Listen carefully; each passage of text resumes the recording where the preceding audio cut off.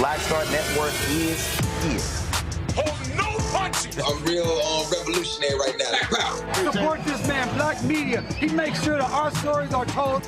Thank you for being the voice of Black America, Roland. Stay black. I love y'all. All momentum we have now, we have to keep this going. The video looks phenomenal. See, this difference between Black Star Network and Black-owned media and something like CNN. You can't be Black-owned media and be scared. It's time to be smart. Bring your eyeballs home.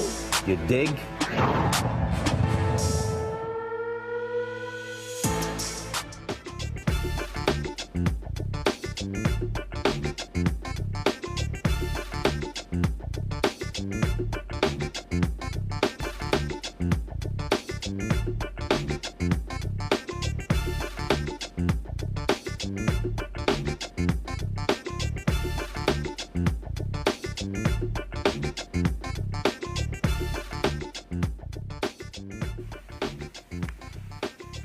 Folks, today's Wednesday, October 16, 2024. Coming up on Roland Martin Unfiltered, streaming live on the Black Star Network. I am here in Elizabeth City, North Carolina, on the campus of Elizabeth City State University.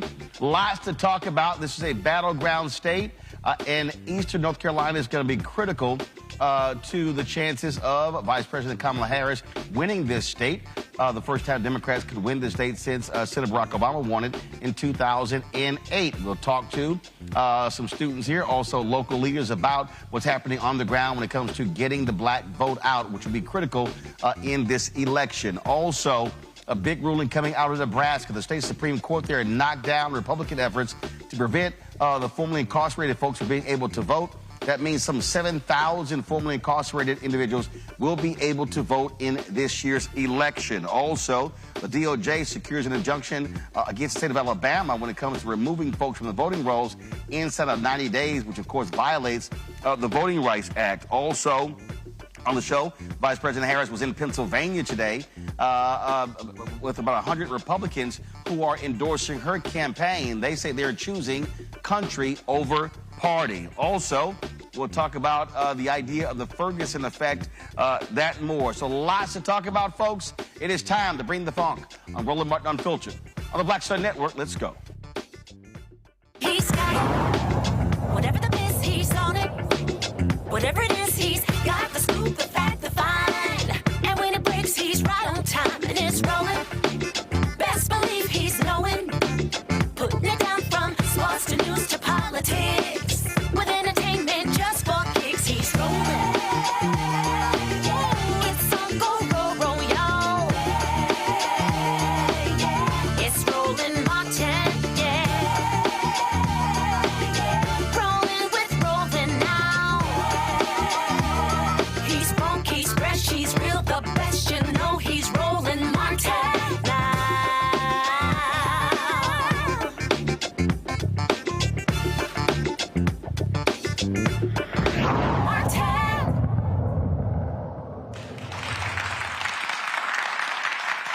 All right, folks, we are here on the campus of Elizabeth City State University, the Vikings in North Carolina. Glad to be here. Of course, we were just here on Sunday when I interviewed Vice President Kamala Harris in Greenville at East Carolina University. North Carolina is a critical state when it comes, one of the 7 battleground states that will determine the 47th president of the United States. And you know what? To get things kicked off, let's hear from the sound of class here at Elizabeth City State University. Their band. Let's go.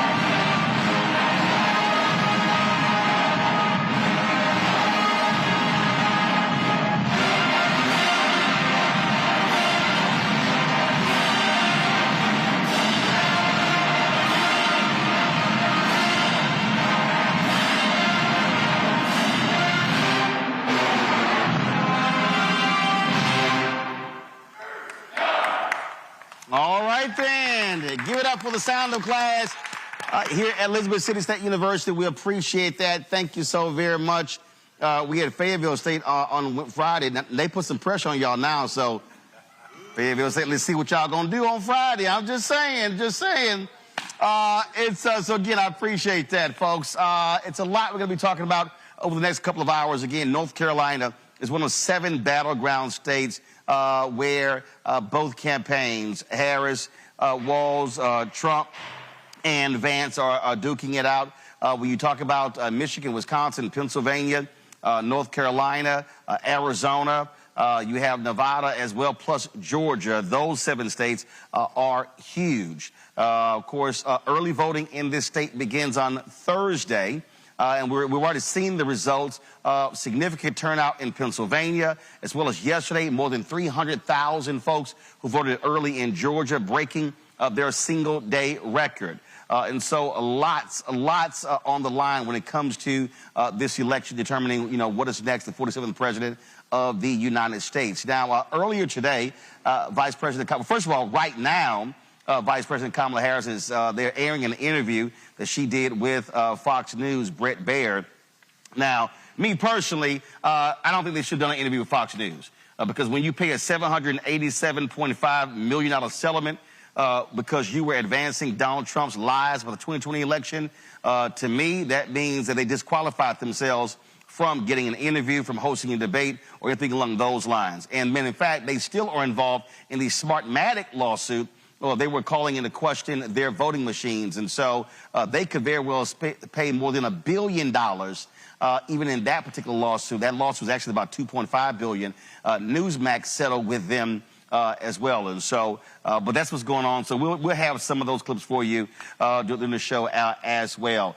First, though, the VP was in Pennsylvania today. More than 100 Republicans were endorsing her there. And so here's just some of what she had to say today in Pennsylvania.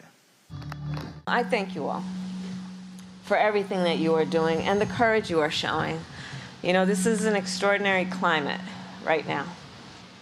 And I think we all recognize the courage that you are each showing to speak out so publicly and to put, as we are saying, because we truly believe in country over party.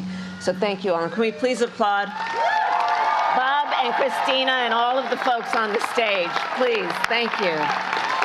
Thank you. Truly. Thank you. So if you all have a seat, please do sit. Yes. So as I think everyone here knows, we meet in a place that holds a very special meaning for our country. Here on Christmas night, 1776, General George Washington and over 2,000 troops crossed the icy Delaware River in darkness, then marched to Trenton, where they surprised an outpost of enemy soldiers and achieved a major victory in the American Revolution. And after we won the war and achieved our independence, delegates from across the nation gathered not far from here in Philadelphia to write and to sign the Constitution of the United States.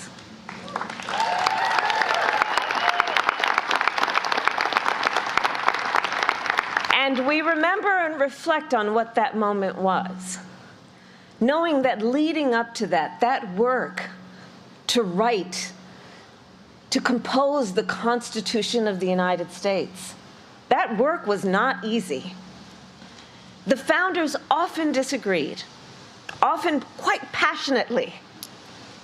But in the end, the Constitution of the United States laid out the foundations of our democracy, including the rule of law, that there would be checks and balances, that we would have free and fair elections, and a peaceful transfer of power.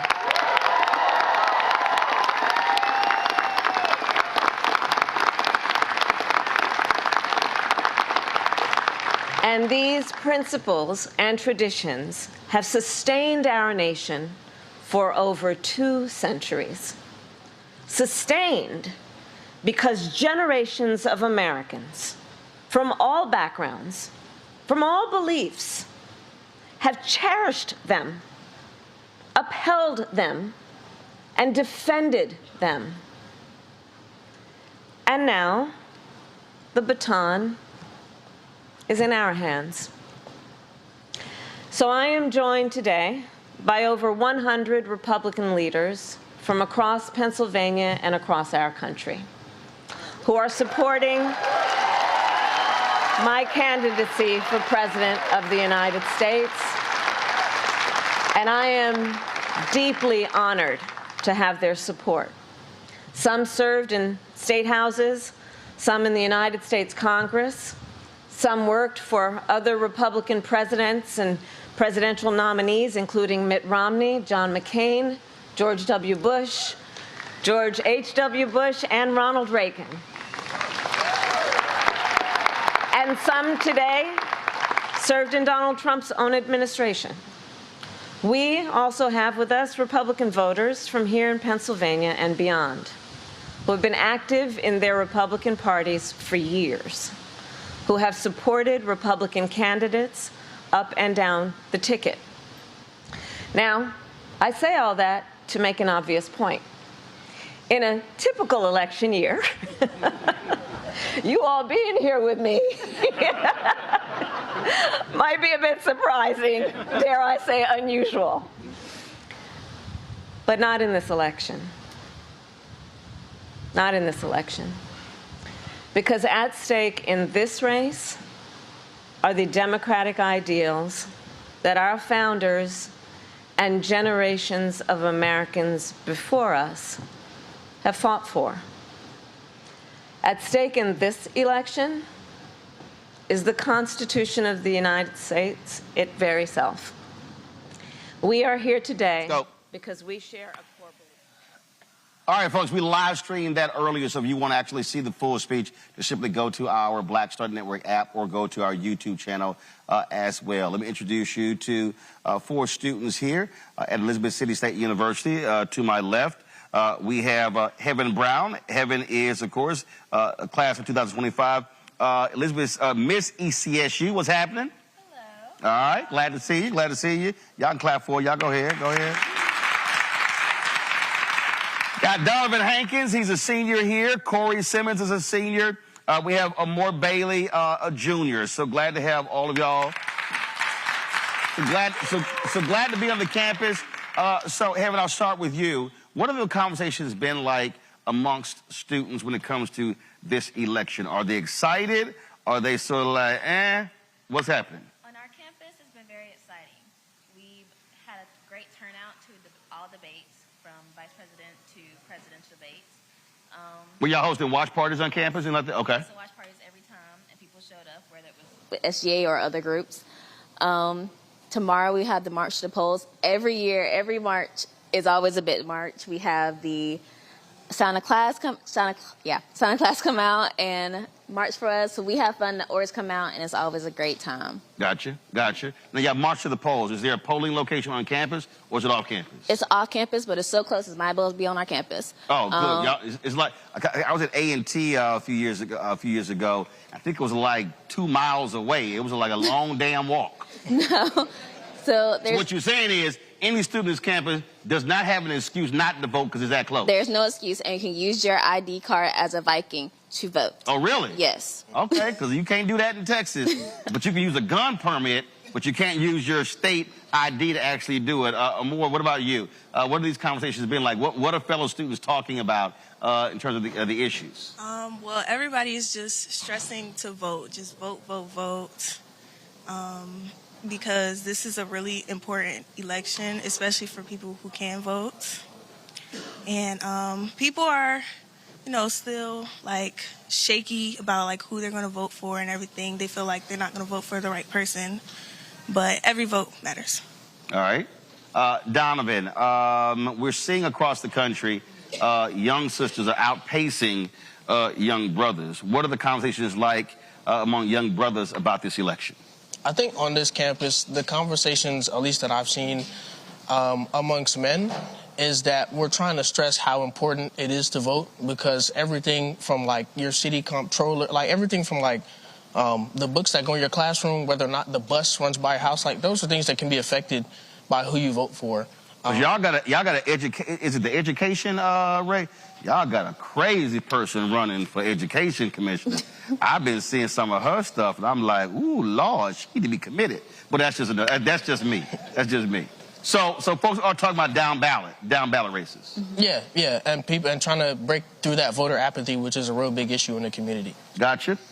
Corey, what are you hearing? What's been talked about? Definitely, like you said, they're stressing voting on campus because this election is very important. Because this election is going to determine pretty much life. I ain't gonna lie. Like, if one person wins, it's like, if one person wins, it's going like, it's two different roads, and we got to determine which road we want to go down. Right. It's important. Well, one of the things that I keep stressing, and I literally did my radio commentary before I came out here, is that Obama won this state in 2008. And y'all weren't even close to school, so that was 16 years ago. But he won this state by 14,100 votes because that was a massive black turnout. And ever since then, you've had efforts in this state by Republicans in the legislature to frankly suppress the vote. I mean, all sort of different efforts. You had a federal judge that literally ruled that was laser-like targeting of black voters in this state. And what I keep saying is, I mean, this is a margin election. So he won by 14,100. So when we say every vote counts, literally, if black folks turn out in large numbers, that could determine who's the next governor, who's the next president. And so is that also being discussed, that every vote does indeed count? Because I've interviewed a lot of young folks across the country who say, well, I just don't think my vote counts. And I keep saying, look at the numbers, it can actually be the difference. Yes, we've definitely stressed it. And what I normally stress to students is that we're 20-something years old. We have about 50, 60 years left in this country to live. This election matters to the rest of our lives. When we graduate, this is the economy we're graduating into. This is our vote. My first president was Obama. I don't remember any other president. So it's important for us to make this vote count, and our voice does matter. We try to forget the one that came after him, too. But I understand your point. I understand your point. But you're right, because I was asked about this, and I said, someone asked me, they said, well, you know, what's your motivation? And I said, listen, I could easily say whoever wins is not going to have a material impact on me personally. I said, but I'm doing all I can because I have 9 nieces and 4 nephews. And literally voting in an election, Donovan, is really the next 20, 30, 40 years. I think a lot of people don't quite understand that. When you talk about the Supreme Court, whoever wins the presidential race is likely going to appoint 2 Supreme Court justices, and that person is going to likely be on the court, if you look at how the justices have been going, for the next 40 years. That means if you're 20 years old now, those seats, if they or feel, won't come up again until that person is 60. Yeah. So is that on the minds of folks? I think it's on the minds of some students on this campus. I know some people are more politically adept as to what it comes to what their vote means. I know it's on my mind, but it may not be on everyone's mind. So I think it's important that we go out of our way to make sure that everybody knows that the vote is just more than just turning up to the polls. It's about the future, your children's future, because all that stuff is inherently connected to itself. So Corey and Moore, okay, take me through this. Have y'all encountered students who don't want to vote, and what are y'all telling them? Yes, I have definitely encountered like plenty of people who don't want to vote. And what are you telling them? Well, my mom has this saying. She says every time you don't vote for somebody, it's a vote for somebody else. Right. And so I tell them, like, my mom's saying that you don't vote, you can't eat at this house. Oh. And I'm with her on that. I'm with her. That's right. And look, I'm a firm believer. You cannot come to Sunday dinner unless you bring your "I voted" sticker. But I just let them know, like, because everybody doesn't have the luxury to vote in other countries. This is a very, like, it's kind of free country, but it's a very free country. So the fact that we have the luxury to vote, we should just go out and vote. And I tell them that it's very important because even though, like, the presidential election is, like, the election everybody, like, kind of goes out to vote for, other certain smaller elections are important too. Right. And so they should think about this, think about, like, not voting for, like, prices and other stuff that affects us daily by the... So, Corey, what are your debates like among brothers and sisters who say, man, I'm not feeling nothing you're saying on this voting stuff? So, like, there's been people who's come up to me. Hold the mic up to you, man. Oh, yeah. There's been people that come up to me and they would ask me, like, what's the purpose of voting? Like, why do I have to vote? I'm just getting to college. I don't see a reason why it's not going to have any effect. And the thing that I tell them is think about yourself in 4 years. Think about how you're going to be, how the world's going to be in 4 years if you don't vote versus if you vote, especially for somebody that you agree with their goals. Just hold the microphone right there. But here's the deal. Do they also not realize this is a state school? Yeah. Which means that your funding is determined by elected officials? So if anybody's saying, I don't understand why voting doesn't matter, it's called buildings, facilities, it's called resources. I mean, this school is directly tied to who in the legislature and the governor's mansion. Yeah, I just feel like some people, they don't look at the bigger picture. They just look at the surface of things. Like, one thing that I say, like, that I've been living by, I always like to dig. Like, I look underneath everything. So you can see, like, the deeper aspects, like, you know what I'm saying? Yeah. I'm asking each one of you, most important issue this election season. I'm going to start with you. Most important issue? Most important issue. Can you come back to me? Oh, got to come back to you. All right, Haven, I'll start with you. One or two, what's the most important for you this election? I think education in general, a lot of things have been being put in and taken out of the education system, and we got to make sure that everyone gets the same education. And then women's rights. As a black woman, I feel like it's been attacked a little bit this past couple years, and we got to make sure we're all protected. Just a little bit. We've been attacked. So definitely women's rights for me. All right. Donovan? I think for me, definitely education, like Heaven said, but also like a focus on public infrastructure. I think that a big part of our economy, of our GDP, has to do with our ability to produce and export and import things to and from the country. So stuff like bridges, roads, high-speed rail, all that stuff matters because it can directly affect, what you're able to buy, the bread you put on the table, stuff like that. Corey? To kind of piggyback off what he said, I would say inflation. Inflation has been a big thing. I think they're trying to bring the prices back down a little bit because they have been like skyrocketing it, and that's kind of like. Well, yeah, a lot of corporations that made a whole bunch of money with major corporate profits by jacking prices up. Mm-hmm. So most people don't even realize the president the president doesn't determine prices. Right. So it's amazing these people who say, well, prices were down when Donald Trump was president. Well, they were down when Obama was president, but a president that doesn't determine those prices, those are individual companies. Mm-hmm. And they made a lot of money in the last 2 years. Mm-hmm. All right, you figure out what your issues are? Like they said before, education. Excuse me. Don't be scared. Like having a regular conversation. Don't worry about it. Like you mentioned before, just when you vote for the president, you vote for all the people that they're going to have around them. And so, like... I mean, their staff and their departments, their cabinet secretaries. Yeah. And so just voting for a president who is going to provide us with safety and just make sure, like... Go ahead. You good, we got time, baby. My flowers. We got time. We'll wait on you. Just make sure, like, the community is good. Okay. Everybody is good. All right, then. Yeah. All right, well, we proceed. There you go. See, that wasn't bad at all. Y'all give it up for our students here.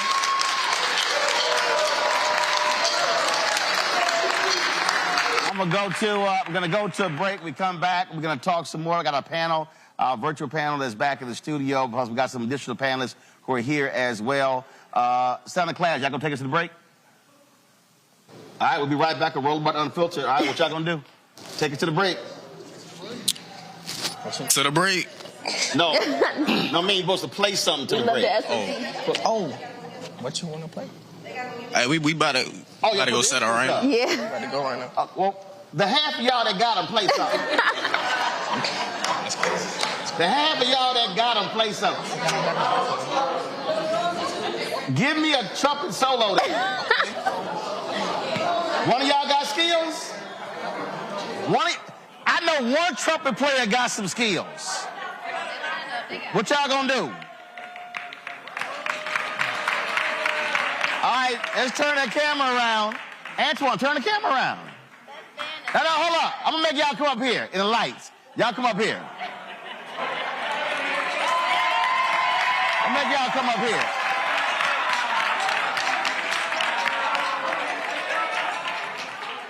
I told y'all my show Unfiltered. Y'all know what I'm gonna do. All right, let's see what y'all got. My brother played trumpet, I played cornet, so let's see what y'all got.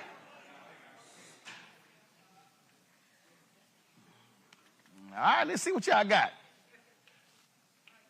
Y'all need me to direct?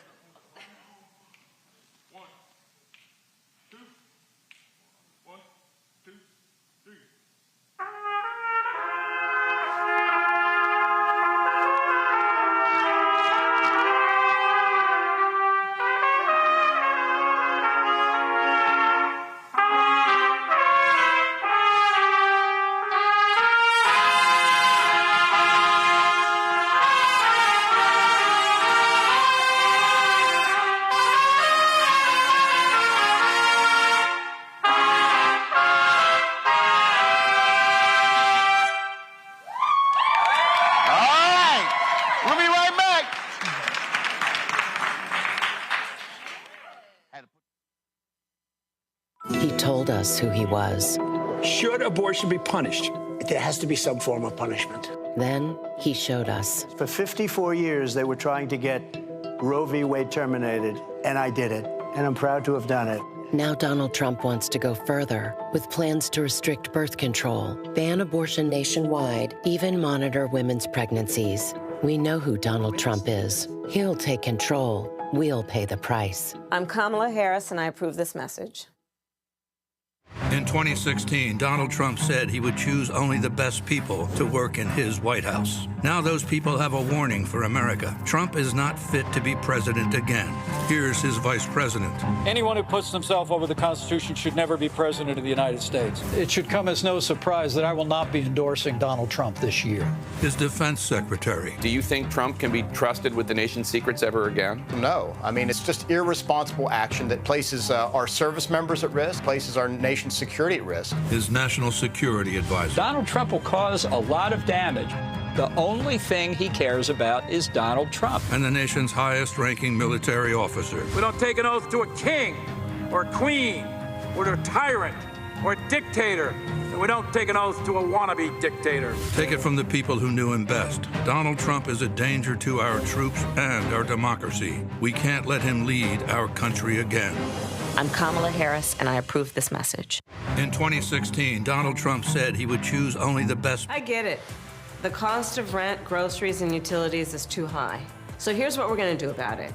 We will lower housing costs by building more homes and crack down on landlords who are charging too much. We will lower your food and grocery bills by going after price gougers who are keeping the cost of everyday goods too high. I'm Kamala Harris, and I approve this message. Because you work hard for your paycheck. You should get to keep more of it. As president, I'll make that my top priority. Bob and I both voted for Donald Trump. I voted for him twice. I won't vote for him again. January 6th was a wake-up call for me. Donald Trump divides people. We've already seen what he has to bring. He didn't do anything to help us. Kamala Harris, she cares about the American people. I think she's got the wherewithal to make a difference. I've never voted for a Democrat. Yes, we're both lifelong Republicans. The choice is very simple. I'm voting for Kamala. I am voting for Kamala Harris. Carl Payne pretending to be Roland Martin. Holla! You ain't got to wear black and gold every damn place, okay? Ooh, I'm an alpha, yay. All right, you're 58 years old. It's over. And you are now watching Roland Martin Unfiltered. Uncut, unplugged, and undamn believable.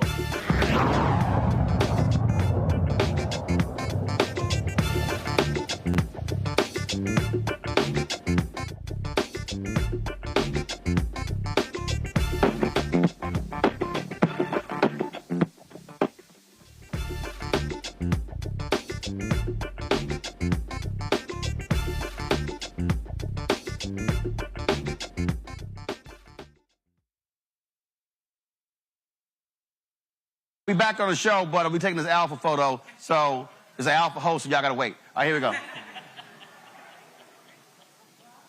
Got it? All right. Y'all can head drop. There you go. All right. I appreciate it. Appreciate it, Frat. All right, folks. We are back on the show. Just hold it. So let me go introduce our panel in the studio. Rebecca Carruthers, Vice President, Fair Elections Center out of Washington, D.C. Patillo, host People, Passion, Politics, News and Talk 1380 WAOK out of Atlanta. Jade Mathis, Counsel, District Legal Group out of D.C. Glad to have all three of you. Rebecca, I'll start with you. Vice President Kamala Harris sat down with Brett Baier of Fox News. So, all right, since everybody's whining and complaining about her going on the Fox, when is Trump going to sit down with MSNBC, CNN, and I know he's not going to come on this show? Well, I'm not going to pretend that I speak for Trump or the Trump campaign, so I can't answer that. But one thing that I will say, whether people like it or not, the majority of people are getting their information from non-traditional sources. Americans going into the elections just watching their local news station to get information isn't what's happening, especially with some of the Gen X, the millennials, and most certainly with the Gen Zs. But watching the Harris campaign actually go to more non-traditional and digital sources of media, we'll see in less than 3 weeks if it pays off and if that's the strategy for the future for candidates running for president in this country. Robert, it is very interesting again when you look at the political people. They always this one always cracks me up. They always make demands of Democrats. They don't make demands of Republicans. And we saw Trump. He just canceled on CNBC. He's supposed to be on yesterday. Then he didn't go on. He's been canceling other interviews. Sounded to me like somebody's a little squirrely when it comes to, the ability to actually have conversations. Well, I think what we're seeing is kind of the one superpower Kamala Harris has. Yesterday, I was up in Detroit with Congressman Jonathan Jackson, with Minnesota Attorney General Keith Ellison, speaking with workers and union members about raising the minimum wage on the federal level. At the same time, Reverend Jesse Jackson, who's in his 80s, was in Columbus, Ohio, meeting with clergy and community leaders. Everyone's headed down to North Carolina A&T to appear at homecoming. You have Barack Obama in Western Pennsylvania talking to black men. You have Kamala Harris sitting down with Fox News. This is what happens when you have a broad base, when you have a big tent party, where you can talk to all parts of America and be accepted in all parts of America, where you have an agenda that reaches out to the middle class and talks about building our economy from the bottom up and the middle out and not trickling down. We talk about bringing people together, not trying to divide them along lines of race and sex and ethnicity and age and income brackets. And this is why we see the MAGA movement becoming so small. The fact that you have more Republican presidents supporting Kamala Harris and supporting Donald Trump tells us a lot about what's going on in this country. That when you have this small movement, this small angry movement that talks about jailing their political opposition, that talks about putting together a purge that would give one day to take care of those people. When you talk about building concentration camps for 20 million people that you're going to round up door to door, what you call the largest mass deportation in American history. And the original version of it was called Operation Wetback under the Eisenhower administration. When you have that on one side of the aisle versus someone who can articulate a message about uplifting people, this is what makes the Harris campaign so strong. And this is what makes the Democrats' opportunity of taking back both the House and Senate also strong going into the general election. And of course, Jade, like clockwork, the likes of Megyn Kelly and Will Cain, all those people whining, complaining about, oh my God, how Harris couldn't answer any of these questions. Well, I guess she could have used Trump's weave answers or some of the other stuff. I mean, look, here's the reality. When you have 40 individuals who work for him now say he should never be back in the Oval Office, that is, I believe, one of the greatest indictments of anybody. When even your own vice president refuses to endorse you, probably because you tried to let him get killed. Yeah, and it shows, like, you know, leadership, poor leadership, right? A reflection of poor leadership, because the people who were once under your leadership, and it's several people, it's dozens of people, right? It's not 1, 2, 3, 4, 5. It's almost 40 people saying that. Also, this is astronomical, the support for the Republican Party for a Democratic candidate. And I think that's another thing. So, yeah, they can always comment about she's not answering certain questions, but his answers to certain questions are going to be an impromptu concert, right? A 50-song concert, right? A complete random rant about nothing, and it's going to be a concert. So if that's the comparison, then yes, I prefer him not to take the stage and to answer questions that we actually need answered in front of the Democratic Party. Oh, absolutely. And I'm just sort of laughing, Rebecca, at the likes of this idiot Joe Concha, Will Cain, and all of these folks. Again, let me just remind people, Fox News paid a $787.5 million settlement because they routinely advanced Donald Trump's lies about the 2020 election. They knowingly lied. And then they even Brett Baer, who interviewed Vice President Harris, there are emails where he said, hey, maybe we should pull back from this because our audience is not happy that we actually called the election for Biden. They still are involved in the Smartmatic lawsuit. So let's be real clear here, Rebecca. Vice President Harris did not talk to a news organization today. She talked to the propaganda arm of the Republican Party. It is you could call it a propaganda arm, but it's also a network that a lot of folks who are actively voting now and going to the voting booth on or before November 5th, they watch, they plug in. I mean, but we also have seen studies that show if you're an avid Fox News watcher, you are worse off and you know less about what's happening in this country than before you started to tune in. So it's kind of half a dozen in one hand, 6 in the other. I do think it's important, though, for a candidate not to have the perception that they're only talking to friendly audiences. So if this checks that box and it makes people think that, okay, she's talking to non-friendly audience, then, that is the strategy.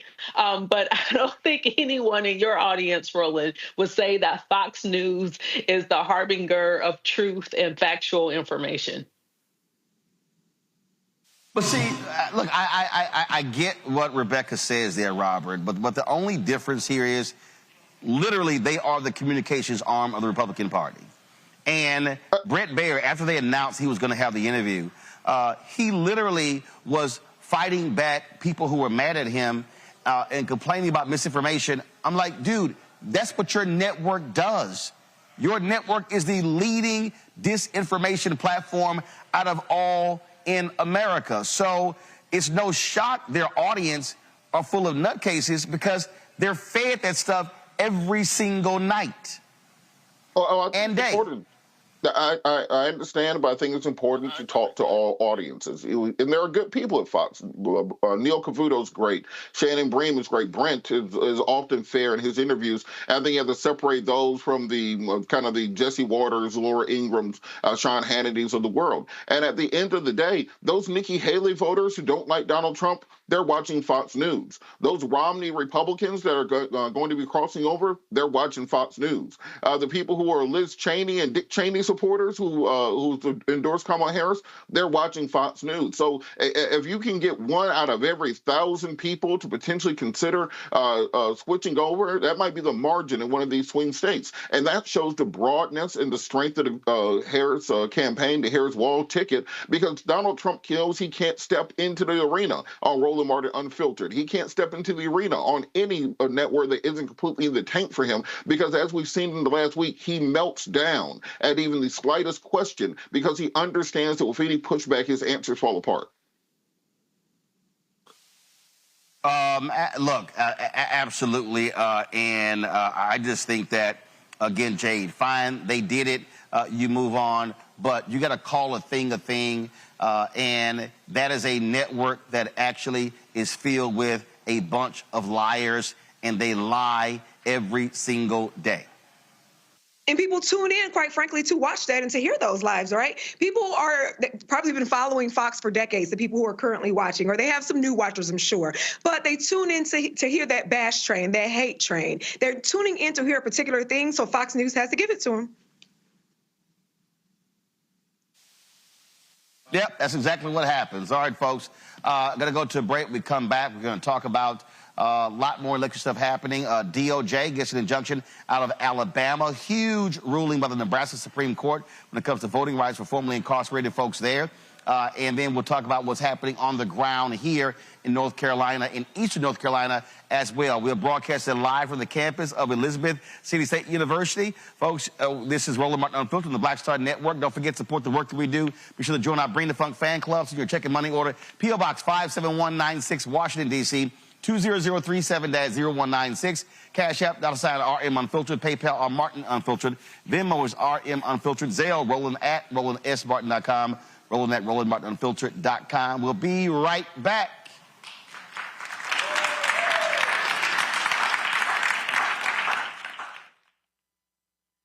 IVF is a miracle for us because it allowed us to have our family.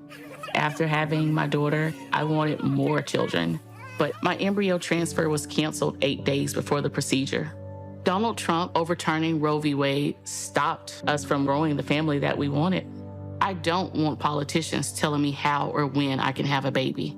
We need a president that will protect our rights, and that's Kamala Harris. I'm Kamala Harris, and I approve this message.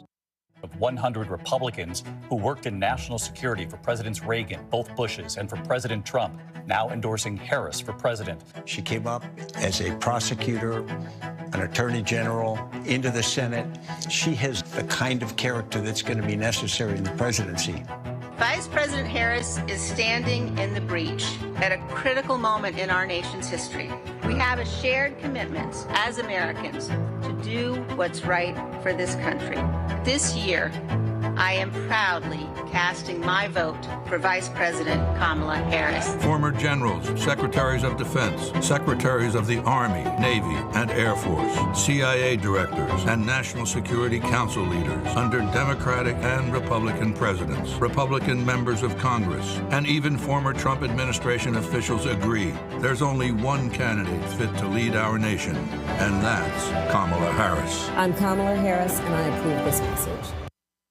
Wrongfully convicted. 5 teenagers were arrested, tried, convicted, and sent to prison. No men were exonerated. What he did to us, he tried to end us. Of course I hate these people. So-called Central Park 5. Calling for execution. And let's all hate these people. You cannot have this man go into office again. I want society to hate him. We were innocent kids. The confessions were coerced. Today, we are exonerated. That guy says he still stands by the original guilty verdict. This is about democracy being on the ballot. I have absolutely no compassion. Look at Kamala. She represents the kaleidoscope of the human family. There's something different happening in America. We will get the opportunity to build a future where we will be able to thrive and not just survive. Hello, I'm Paula J. Parker. Truly proud on the Proud Family, Louder and Prouder on Disney+. And you're watching Roland Martin Unfiltered.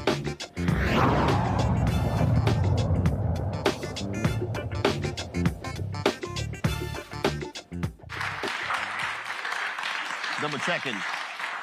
They have both of your names. All right, folks, we are back. Elizabeth City State University. As I keep saying, North Carolina is going to be a crucial battleground state. And we're already seeing it. Millions of dollars are being poured into this state. Television, radio ads, folks on the ground. Early voting here starts tomorrow, and so we look forward to that. Right now, we got 2 guests here. Introduce yourself. Tell the folks who you are. Good evening. I am Keith Rivers. President of the Pasquotank County branch of the National Association for the Advancement of Colored People. And we just want to say thank you, Roland, for being here in the rural part of northeastern North Carolina. Appreciate it. Kirk Rivers, mayor of the great city of Elizabeth City, North Carolina. Take each other to know each other. Ever since I've been born. Gotcha. That's why I couldn't introduce y'all. I want y'all to introduce yourselves because everybody watching they brothers. So it's like let y'all know that. So let's talk about this. Let's talk about this election. You mentioned rural part, and the reality is when you look at Georgia, North Carolina, many of these states, you often have folks who only go to Western North Carolina. Going to much larger cities. But for folk who don't understand, explain to them how critical these large black counties are in East North Carolina.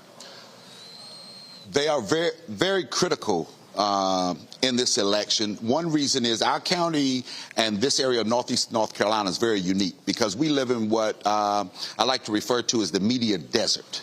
The bulk of our media comes out of Virginia because we're so close to the Virginia line. We're 20 miles from the Virginia line. So persons that have satellite don't get North Carolina news. Those that have cable, the media, the North Carolina news actually comes out of Wilmington. So we are in a very unique situation because it's very hard to disseminate information.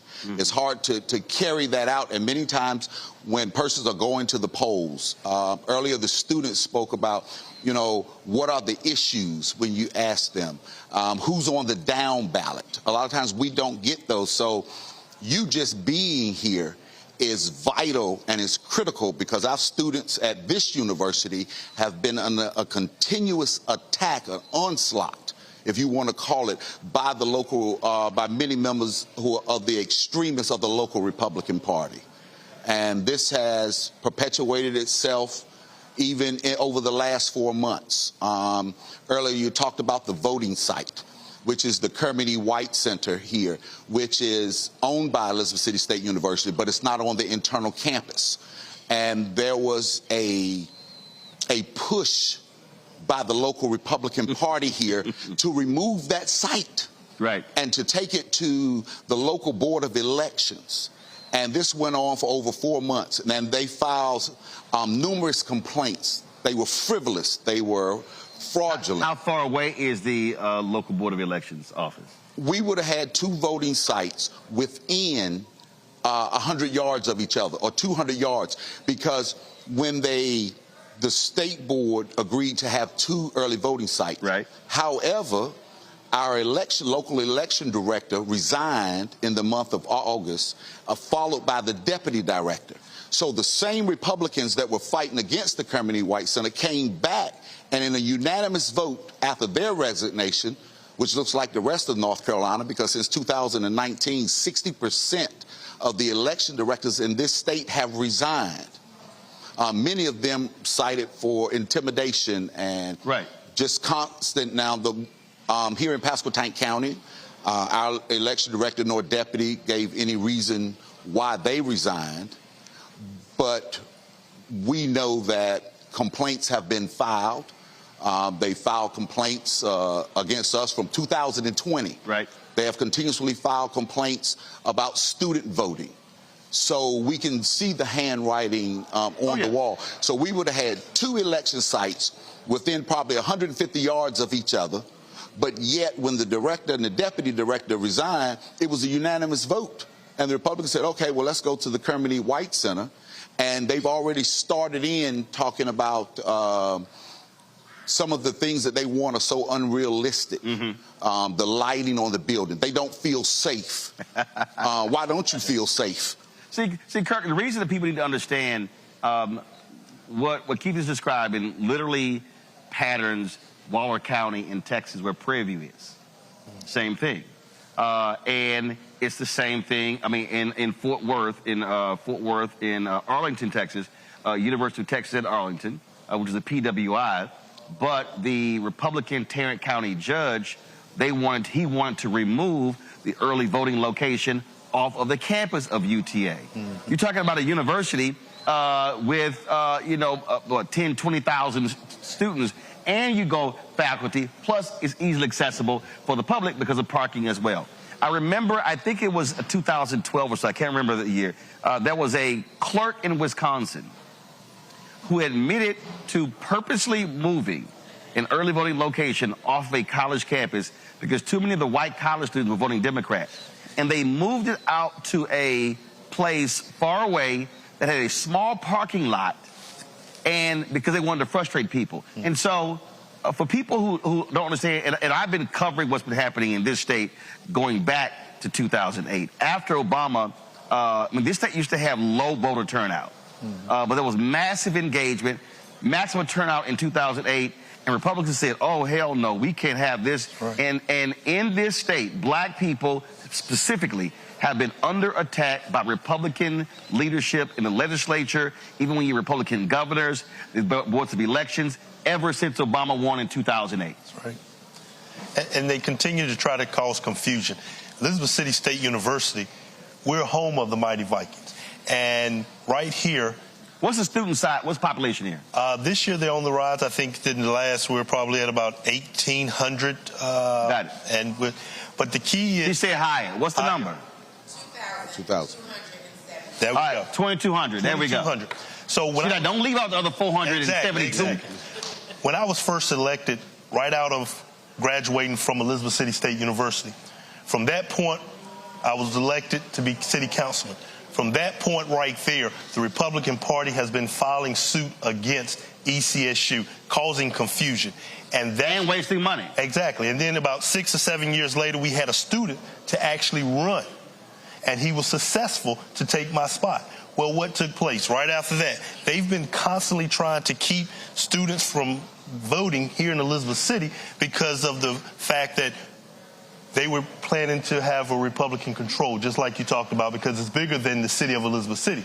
But we have to make sure that we continue to let our students know that they are the power, that they are the strength, that if we get them to turn out and vote, to exercise, to be a part of this democratic process, then we begin to make a change. But as long as we stay divided, as long as we allow confusion, students, older people, they shy away from that. And that's something that I continue to applaud the NAACP, because they're constantly fighting to make sure that our students know IDs, constantly bringing election officials out to the campus to have informative sessions on how to register, not to just be kicked out because you put the wrong box. But that's one of the things that I'm just so proud to make sure that I'm always on the campus visiting the students, because I want them to know that they are very valuable to the future of Elizabeth City and North Carolina and the entire presidential process. I'm going to have my panel ask some questions here after this here. But I mean, here's the thing, again, that people don't understand in this state. They were so dastardly, they split North Carolina A&T into 2 congressional districts. We used to have that. I can't think of any other place in the country where a university would sit in 2 congressional districts because Republicans in this state were afraid that North Carolina A&T, being the largest HBCU in the country, that if they voted as a voting block, they could literally determine that member of Congress, they could determine the mayor of that town. And that's really what we're talking about here, Keith. We're talking about, and this is why I keep saying to black folks, if we understand maximizing our voting power, if you're talking about in this city, a block of 2,200 students plus staff, faculty, and then other folks. I mean, you're talking about a massive voting block. Right. And that's the thing that they're scared of. But if we maximize our power, we could be sweeping elections. Yes. Right. And this is not just unique to this election. Students at Elizabeth City State some years back were even subpoenaed. Right. You imagine you send your child to college, they go out and vote, and then somebody walks in and hands them subpoenas. The sheriff's department walks in and issues subpoenas, and the students then are have to go in front of a hearing. And that just didn't happen once, twice. It has happened 3 times. And that's that type of intimidation that is taking place in northeastern North Carolina that really mirrors what's going on. It's just exemplified here because many times that media desert that we live in, it's not covered. It's not talked about. And when you're in small and rural areas, because we don't have a lot of the resource, because we don't have numerous social justice organizations, it is very easy to target individuals. But, you know, there's a saying, I may be nonpartisan, but I'm political as hell. And we're going to protect these students. We're going to protect them as they go to the polls. We're going to protect their rights. We're going to be there for them. And that is so important because when I do talk to the students, I let them know that it was young people in the 60s. You know, when they look now and they see Dr. King, they think about him as an older gentleman. But Dr. King was 25. When we look at Selma, when we look at Bloody Sunday, that was John Lewis under the age of 21. That was the young people that made the difference. And this is what they have to know, that they make the difference, and it is their right. If they want to vote, they're going to vote. They're going to be protected. The Pasquotank branch of the NAACP, along with many other persons in this community, the state NAACP, we're going to ensure that when they go to those polls, that they're going to be safe, they're going to be protected, and that they're going to cast their vote for whomever they so choose. But they have to know, and that's why, again, Roland, we're just so excited that you chose to be here so that these issues can come to forefront. You know, we were here when Andrew Brown Jr. was murdered, and young man was shot in the back of the head, and the deputies went back to work here in Pasquotank County. But we took that pain, and I want our students to know and everybody to know, we took that pain and turned it into political power. Because at the very next local election, my brother became the mayor. 5 out of the 8 seats on city council were black people. Okay? And it's always not necessarily about color, but it's about people with like interests. Right. But we took that pain and turned it into political power. And Kirk, that's the thing that I'm always, earlier I said it's math. And when you talk about politics, if you got an 8-member city council, you need 5 votes. That's right. If you got a 9-member school board, you need 5 votes. If you got a 7-member county commission, you need 4 votes. Right. And it's important for any student, any middle-aged person, any senior citizen to understand that it's a numbers game. That's right. If you look at many of these places where you have 35, 40, 45% African-American, in some places 50, 60, we could literally be running the table. So when people talk about, well, our issues are not being addressed, well, if you don't vote, it's a guarantee they won't be addressed, and then we can control it. And it doesn't, listen, I was in Montgomery, Alabama, and that was a white woman who was hardcore about making sure kids in that predominantly black city were being educated during COVID. I was at Alabama State a couple of weeks ago, and she was there, and she thanked me for bringing her on the show. And so, bottom line is, there are white folks of conscience, there are Latino folks of conscience, Asian folks of conscience. You talk about it's not about race, it's about like interest. But if we let folks sit on the couches, then you literally can't change anything in the city, in the county, in the state, in the country. That's right. It's about the numbers. And other people recognize, but sometimes we're last to recognize that if we come together, if the students come together, 2,200, we have about 3,000, 3,200 on a city election for a mayor out of about over 20,000 residents. You're saying in the city election, some 3,300 folks cast ballots. Voted for mayor. Voted for mayor. Voted for mayor. So this campus could literally change. Pick the mayor every 2 years or 4 years. Every 2 years. Every 2 years. Every 2 years. Even down to our representative for the House. 1,200 State House. I believe Howard Hunter lost on his last election by I think about 1,200 votes. 2,200 changes the election cycle. Takes one. But we don't, because they're so going after causing confusion, that a lot of times we don't have the opportunity to tell the story and let our students, let the persons who sit on the couch know that they are very important. And that's what, I think that's what I tell my brother, that's their game all the time. Keep causing confusion. That way we don't have opportunity to educate. And once you tell people and empower them through educating, telling them what's going on, now they get motivated. Now they're trying to learn. And once you get, when you had these students up here, I was just listening to some of them talk, and I was becoming energized because it's great to hear students talk. A lot of times, older people only once talk. But when you hear students that they begin to understand that they control the power, that they can dictate what takes place in the state of North Carolina, in Elizabeth City, that's power. That's power that we have to tap through all. And North Carolina we're the largest, have the most four-year historically black colleges in our state than any other state. If the students come together and decide and push an agenda, everyone would be able to get their agenda.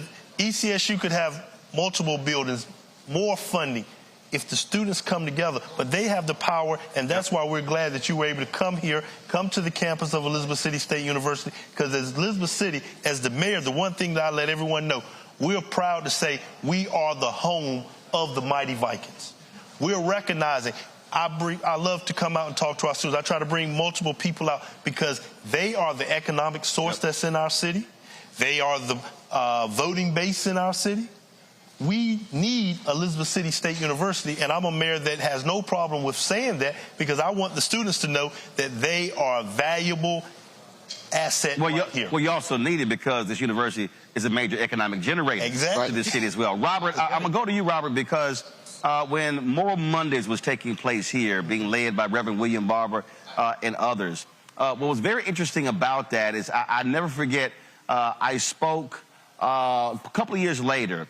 It was Reverend Barber's last NAACP state conference dinner.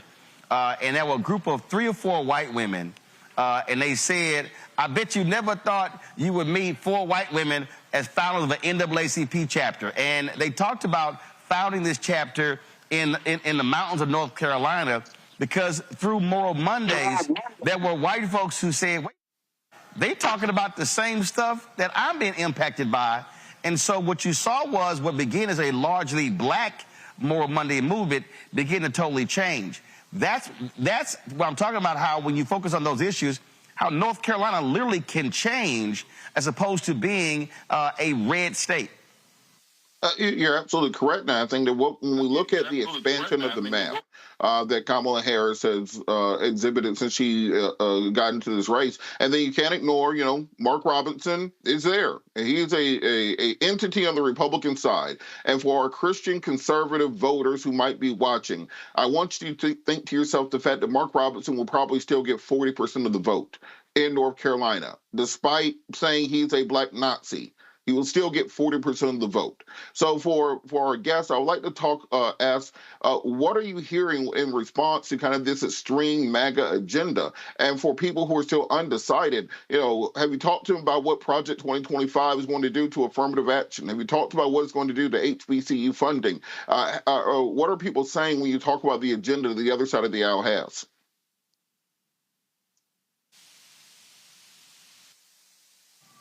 Project 25 is, we know that the Heritage Foundation is the incorporators of that. And we want everybody to understand that Project 25 just doesn't stop at the presidential level.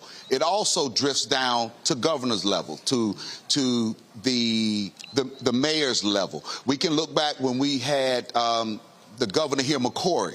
One of the first things he did was put all law enforcement under the Secretary of Public Safety, which is right in line with what went on with Project 25. So we want our young people and the people in the community, we try to ensure that we educate that this is also about the down ballot. And that this is not just related at the presidential level. This is not just, Project 25 is just not about Donald Trump. It is about a continuous attack on voters, young voters. It's that distraction that keeps us from being able to come together to know our own power, the power that we possess. Quickly, I did an op-ed a little while ago when the election director resigned.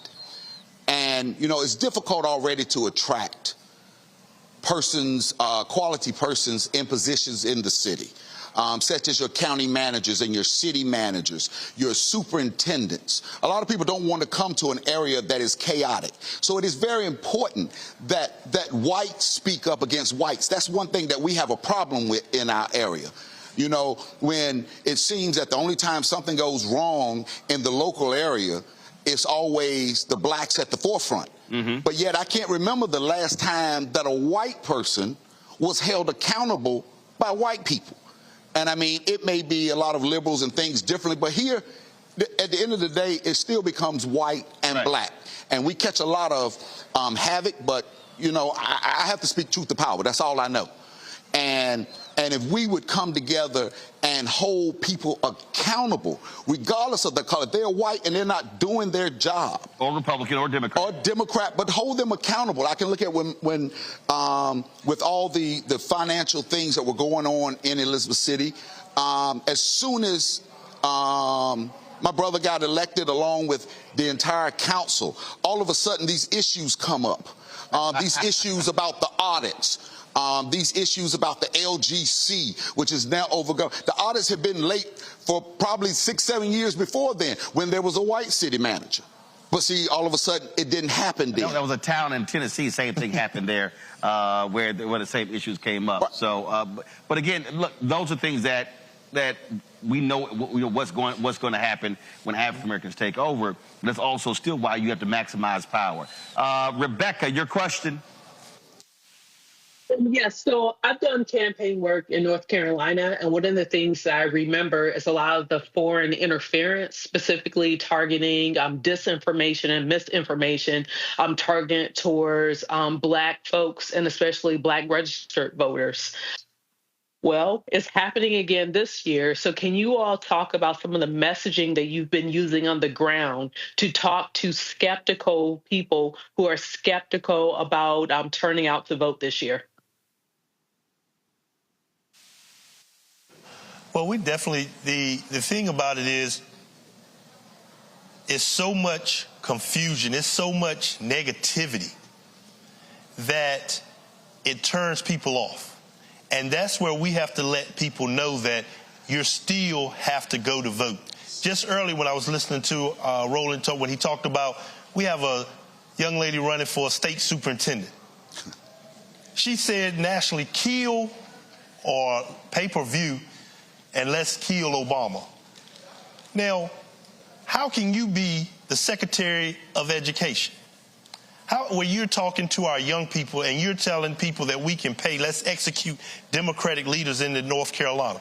That's because confusion to the Republican Party is what they're looking for. And we have to make sure that we choose in this election right here, we have to let people know there's two paths. Either you can go with the path that is not about confusion, but let's talk issues, or you can continue to go with confusion. And one thing I found out since being mayor, if we talk to the issues directly, people will get behind you, because that's what we have to stay on track.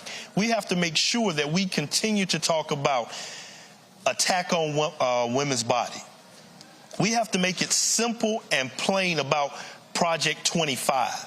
We have to make sure that we continue to educate the people at the ground level that it is just not about the presidency, but it's down ballot. And we have to always make sure that people who are capable of understanding bring plain talk is what I like to say. Let's talk plain to the people we are asking to go out and vote.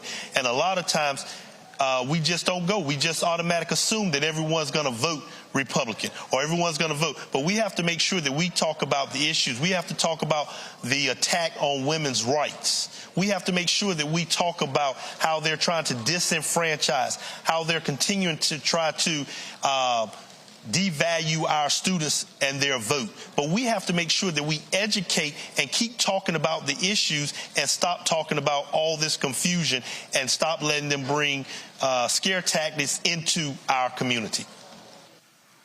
All right, then. Jade, what's your question?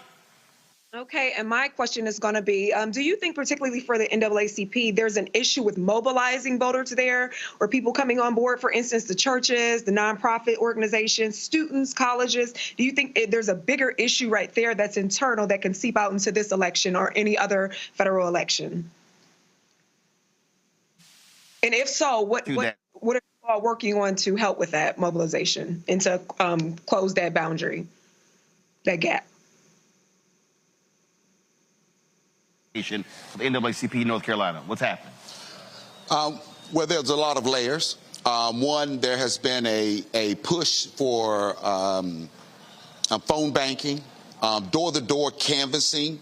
Here in Pasquotank County, we've done over 10,000 phone calls.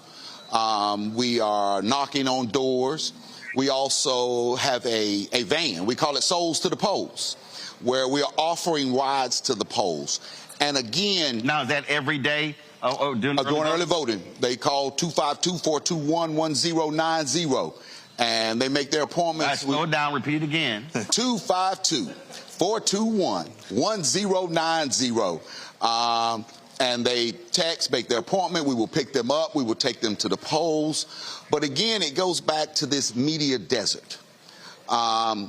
The more we can disseminate. Well, first of all, what are your media? What are your local media outlets? Where are you getting your information from? We have the Daily Advance, which is our local newspaper. Gotcha. And the TV stations actually come out of Virginia. I got it. Any black radio? We have WGAI. And what is that? That is a local AM radio station. Of course, the universities... Kirk shaking his head like, no, that ain't it. And the key is because, once again, people don't want to talk about it because they're afraid of confusion. They're afraid of their sponsors being cut. They don't want to talk about the real issues and speak truth to power. So are there any local digital outlets? Are there any citizen journalists? Anything online? Nope. Okay. And that's the reason why we're continuing to be looking for information, and that's the reason why my brother said we're so excited that you're here. Is there a radio station on the campus? Yes. Yes. There's a radio station only. But that's why we're so excited because, once again, people are being politically correct by not talking the truth or skirting certain issues, don't want to say what's going on because they feel it's a backlash. Well, that's one of the reasons why for us, look, our fan base, since we launched the show 6 years ago, we had 31,000 of our fans contribute to our show in excess of $2.5 million. And the reality is when you are dependent upon other sources, that's how you're going to control it. And so for me, being able to own it, control it, not sitting here worrying about that. Something that needs to be said has to be said. That's right. And again, I think that's really important. Last question for you. Jade asked a question about in terms of the canvassing and things along those lines. Are you getting resources from the national organization? Are they funding efforts in North Carolina on the ground? Yes, but that comes at the state level, and then of course the information, the training. We partner with a lot of. So the state sending y'all money? The state conference and the NAACP? I'm just making sure y'all getting some money. No, where we are, what we do is we partner with a lot of social justice organizations here, such as Black Voters Matter. The state conference or NAACP sending y'all some money? We get resources from the state conference. I just want to know. Because, if I need to call Derek Johnson, I call and say, bro, cut a check. And we get, I ain't got a problem calling, so I'm letting you know. I ain't going to call nobody. We get resources. Okay, all right, keep checking. And so the push again is that dissemination of information. For example, like my brother said, Morrow, who's running for state superintendent, there's so many people that had no idea about those comments that were released on CNN when they said, hey, put the execution of Obama on paper. Oh, she got her damn and we actually went to the Republican meeting when they advertised that she was coming. I was asked to leave. Damn, I would have showed up. But we kept enough people there to hear, and people need to know this. When somebody is talking about, executing the governor, Roy Cooper, executing Biden, and how can you, and now you're saying that you're going to be the state superintendent? Right, of all education. Of all of education. And you illiterate. And so schools of child. I ain't got a problem. Hey, listen, I ain't got a problem. There's some things y'all can't say. I ain't got a problem saying it. Hell, she was sitting right here. I said it too. You illiterate. So first of all, let me thank both of y'all. I appreciate it. We're glad to be here. And again, we're going to keep. Our whole point is simple. That is, we know the issues that even mainstream media is not going to cover, which is why we do this every single day with my show and the other shows on the Black Star Network. So we appreciate it. Thanks a bunch.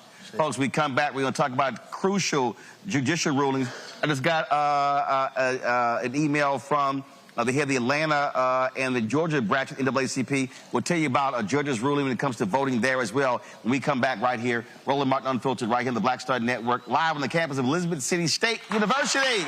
Back in a moment.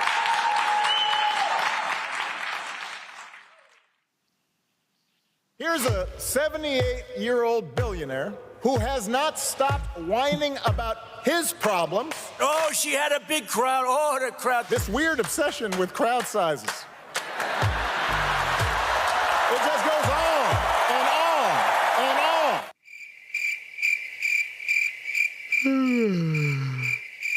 America's ready for a new chapter. We are ready for a President Kamala Harris. I'm Kamala Harris, and I approve this message. The overturning of Roe almost killed me. I had a blood clot in my uterus that caused my labor to have to be induced because of the overturn of Roe v. Wade. I wasn't able to get life-saving treatment sooner. I almost died. And that's because of the decision that Donald Trump made. I was able to get Roe v. Wade terminated, and I'm proud to have done it. The doctors and nurses were afraid that if they treated me in the incorrect way, that they would be prosecuted for that. And that's appalling. Donald Trump says that women should be punished. Do you believe in punishment for abortion? There has to be some form of punishment. For the woman? Yeah. I believe that women should have reproductive freedom to make the choices about their own bodies. 4 more years of Donald Trump means that women's rights will continue to be taken away one by one by one by one. This has to stop because women are dying. I'm Kamala Harris, and I approve this message. Jill Stein, Green Party candidate for president. So why are Trump's close allies helping her? Stein was key to Trump's 2016 wins in battleground states. She's not sorry she helped Trump win. That's why a vote for Stein is really a vote for Trump. Jill Stein, I like her very much. You know why? She takes 100% from them. I'm Kamala Harris, and I approve this message. There's nothing socialist about Kamala Harris. Trump says Harris is a radical. I don't buy it. Conservatives have a supermajority on the Supreme Court. With a likely Republican Senate, those checks and balances will keep our country sane. If Trump wins, he could end up with total control. I'm a conservative. I don't agree with Harris on everything, but she was a tough prosecutor, and she put bad guys in prison. I voted for Donald Trump 3 times. I'm voting for Kamala Harris in November. And I'm voting for Kamala Harris this fall. Winners never back down from a challenge. Champions know it's anytime, any place. But losers, they whine and waffle and take their ball home. Trump now refusing to debate a second time. He did terribly in the last debate. He's so easily triggered by Kamala Harris. Well, Donald, I do hope you'll reconsider to meet me on the debate stage. If you've got something to say it to my face. I'm Kamala Harris, and I approve this message. He told us who he was. Should abortion be punished? There has to be some form of punishment. Then he showed us. For 54 years, they were trying to get Roe v. Wade terminated, and I did it, and I'm proud to have done it. Now Donald Trump wants to go further with plans to restrict birth control, ban abortion nationwide, even monitor women's pregnancies. We know who Donald Trump is. He'll take control. We'll pay the price. I'm Kamala Harris, and I approve this message. Winners never back down from a challenge. Champions know it's anytime, any place. But losers, they whine and waffle and take their ball home. Trump now refusing to debate a second time. He did terribly in the last debate. He's so easily triggered by Kamala Harris. Well, Donald, I do hope you'll reconsider to meet me on the debate stage. If you've got something to say it to my face. I'm Kamala Harris, and I approve this message. Hi, I am Tommy Davidson. I play Oscar on Proud Family, Louder and Prouder. I don't play Sammy, but I could. Or I don't play Obama, but I could. I don't do Stallone, but I could do all that. And I am here with Roland Martin on Unfiltered.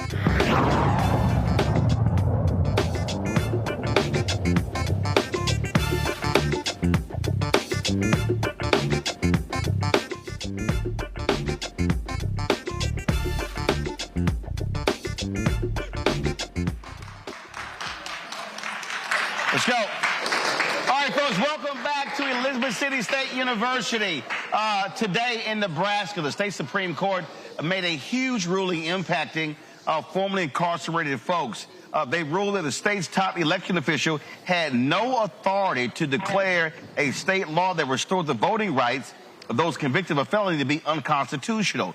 In July, the Secretary of State in Nebraska ordered county election officials to reject the voter registration of those with felony convictions, citing an opinion issued by the state attorney general.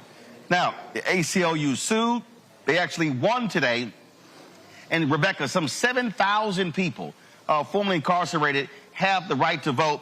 This was one of those just amazingly idiotic decisions, because you literally had the legislature pass a law, and the Secretary of State decided unilaterally that it was unconstitutional, and the AG backed it up. I've never heard of a Secretary of State and an Attorney General determining a law passed by the legislature to be unconstitutional. That ain't their damn job. Look, y'all know I'm from Nebraska, and you see why I fight so hard about voting rights, because dealing with idiotic people who think that they get to tell the state legislative branch that they can't create rules, but instead it's going to be an administrative branch making the rules in Nebraska. So I talked to so many people from back home today. If you read the ruling, it's extremely scathing. Like the Secretary of State and the Attorney General was clearly out of bounds here. So now there's going to be additional 7,000 plus people who are eligible to vote. And do remember, in Nebraska actually splits its electoral college vote. And so in the Congressional District 2, which is largely the Omaha-Douglas County area, you're going to see real impact with what happens at the top of the ticket. Not only is the vice president in a very competitive race against Trump, but also we see that there's 2 U.S. Senate races are on the ballot. We see there's an independent against the incumbent Republican. We see that race is tightened up. And then we see a Democrat against the other incumbent Republican. And we see that race is pretty interesting with Preston Love, who is a Black man and actually, I believe, ran one of Jesse Jackson's campaigns in the 80s. So that said, keep your eye on Nebraska. This is going to have impact on what happens with that electoral college vote coming out of Omaha. A federal court ordered the state and the Secretary of State to cease a recently implemented program to remove voters from the voting rolls between now and November 5th. The Northern District of Alabama could further order the state to issue guidance to all counties in Alabama to immediately restore deactivated voters unless those voters requested removal or are subject to removal for other reasons. The DOJ filed a lawsuit against Alabama and the Secretary of State in September, alleging that the Secretary of State's voter list maintenance program announced in August violated Section 8 of the National Voter Registration Act of 1993 by conducting a program intending to remove voters within 90 days of a federal election systematically. Jay, the reason this, I think, is huge because, again, in Alabama and recently in Virginia, they started doing this, and you had Virginia Governor Glenn Youngkin whining and complaining about it. Even the Orange Man, when he was at the Bloomberg Economics Forum, was complaining about this. But the law is the law. You cannot start removing voters inside of 90 days of an election. And so my deal is, what the hell were y'all waiting on? You could have done it with 150, 120 days. No, they purposely waited until that point. You absolutely are. You're absolutely right. They could have done that. And also, you know, I admire the court, Alabama, with the DOJ for asking for an injunction, because what an injunction legally is a court order issued to prevent a party from taking action that can cause irreparable harm. Here, that irreparable harm would be the systematic voter purge attempt program that they're trying to rename as another program. So I think that was absolutely the correct move to make. The DOJ had every right to be concerned, because what Alabama originally was considering as individuals, right? Private individuals who were suing for their rights. However, they failed to consider the United States as a whole in the state of Alabama and oversee that part of it. So I think that this injunction, I hope that is an indefinite injunction, and it was absolutely the right move to make.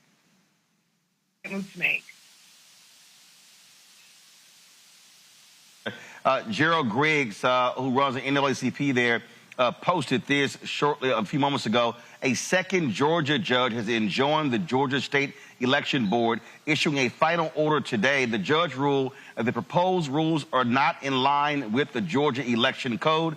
The Georgia NAACP was one of the intervening plaintiffs in this case. Here you had these nutcase MAGA folks who decided that, oh, let's actually do hand counting of ballots in Georgia. You even had Georgia election officials, Republicans, said, that's just dumb. We can't sit here and count ballots by hand. It goes to show you what happened after the last election when Steve Bannon, who's sitting behind in federal prison right now for contempt of court, when they said we're going to take over school boards and election boards, this is what they wanted to do by taking over the election boards. They wanted to control the elections, and here the court saying, ain't going to happen in Georgia. Absolutely. You know, Gerald Griggs does an outstanding job over there at the NAACP. But this is why I don't understand why Democrats let Republicans take this term lawfare. Because what we're seeing in all of these cases is lawfare for Republicans on the institution of the right to vote. This is what voter suppression looks like in 2024. It's no longer Bull Connor standing outside with dogs and hoses. It's no longer troops being needed to send people in and out. These battles are happening in courtrooms and in state houses around the country. And what we're seeing, as Reverend Jackson has said for decades, that voter suppression is about skimming. All you have to do is get 1 out of every 100 people, let's say, to step out of line or to not be able to vote. And when you expand that out, that turns into 1,000, then to 10,000, to 100,000, to 1 million people who are thereby disenfranchised. And when you do these schemes, state by state, district by district, just trying to skim off those small numbers of votes, that's how you end up with a phone call where a former president is saying, please find me 11,280 votes in order to swing an election. So we have to be cognizant of what they're working on, and we have to redouble our efforts, understanding that the Trump Supreme Court is going to fight with tooth and nail to maintain voter suppression. But also for people who ask this question, well, what exactly has the Biden-Harris administration done for black people? This is what it means to have a Department of Justice and a Civil Rights Division that is willing to fight for its community, as opposed to Jeff Sessions or Bill Barr, where they can actually take these municipalities to court and win back the right to vote for individuals. Folks, now we ready? Okay, cool. All right, y'all. Again, one of the groups that have been on the ground, not just here in North Carolina, but all across the country, is Black Voters Matter. We've, of course, had Latasha Brown, Cliff Albright on our show on many occasions. Saeed Jasmine is sitting with us right now. Glad to see you here, man. Yes, so what's happened? Tell us what y'all doing in the Tar Heel State. Oh, man, we're doing a lot. Thanks once again for allowing this opportunity. Shout out to everybody here. Viking Pride, Viking Pride, Viking Pride. I'm an Aggie, but I show love. Hold on, that was a little weak there. I'm just saying, you shouted it out and like 3 people woke up. You know what? That's true. So why don't you do that again? Because, I mean, I don't want everybody, they're like, yeah, Viking Pride, Viking Pride, Viking Pride. That's what y'all sounded like. I'm just saying. So you want to do that again? Let's do it again. Y'all ready? Viking Pride, Viking Pride, Viking Pride. All right. Well, I'm so glad y'all did better the second time, because, woo, go ahead. Well, listen, we got to be excited because tomorrow we're going to actually have an early voting march right here on this campus starting at 3 p.m. Okay. 3 p.m. So we'll be here. So that's part of the work. We will be here. Wish we could be here for that. We're going to be in Rocky Mount. Well, why don't y'all do this here? Why don't y'all actually shoot some of the video and then send it to us? We can run it. Because we're at Rocky Mount tomorrow, where I'll read the church later. Then we're at Fayetteville State on Friday. But go ahead. Yeah, absolutely. So tomorrow's early voting. Like, are y'all excited? Yeah. Who plans on voting tomorrow? Yeah. Everybody's hand should be up. I know I plan on voting tomorrow. I live in Pitt County, Greenville, North Carolina. Shout out to Congressman Don Davis over there.